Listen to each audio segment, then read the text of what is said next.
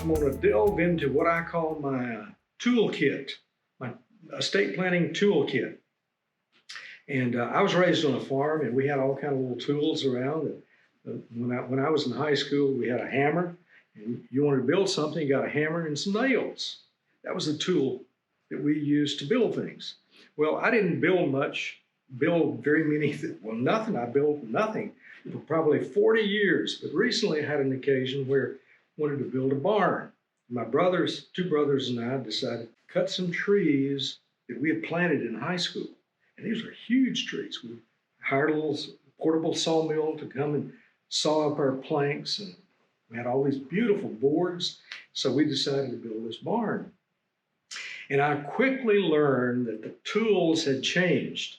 That hammer and a nail, that's not the way you build things today. They had something called a nail gun that I had to learn how to use. But it was very effective once you figured out what to do with it. So the point I'm trying to make is the toolkit changes over time. That's true of law toolkits also. These ideas that I'm going to throw out to you, they change over time, hopefully improve. Sometimes I'm not so sure if it's an improvement, but anyway, they change over time, and we have to acclimate to them and get used to the revised tools. What I'd like to do is to delve into our tools that we can use. They're there for your use to accomplish your estate planning.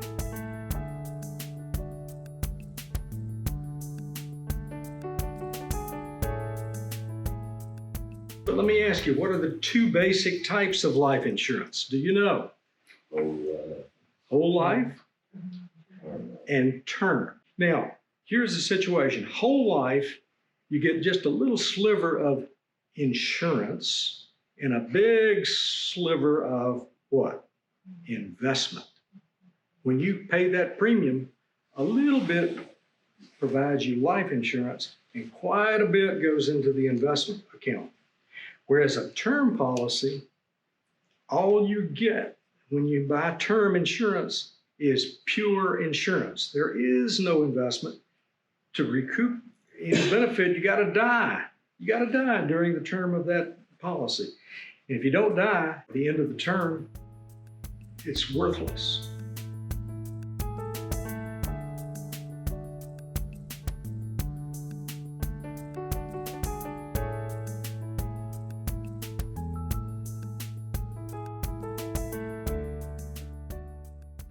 A lot of people have a need for term insurance. For example, if you're a youngster, you got 3 or 4 kids that you need to educate and get out of school, most people would say you need term insurance to provide for that specific insurance need to get those kids out of school.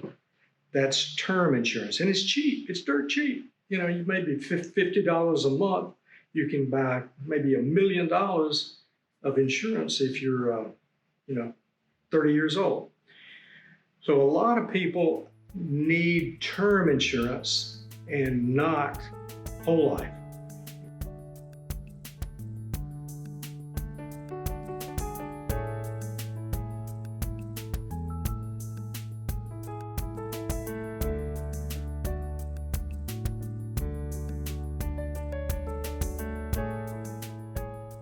Disability insurance. If you're 50 years old, which is more probable? Death or disability? If you're 50 years old, it's much more probable that you're going to be disabled during the next year than if you die. So a lot of people would say we need some disability insurance to protect ourselves against disability, because if I'm become disabled and I'm 50 years old, I've got a spouse. If I'm 50 years old and I become disabled, 2 things are going to happen. Number one, I'm going to lose my source of income. I'm disabled. I can't work. So I lose the source of income. And the second thing that happens is my need for income is greater because of my disability. I got medical, I got all kind of other expenses. So it's kind of like a double whammy. I lose my source of income and I need money to pay my bills.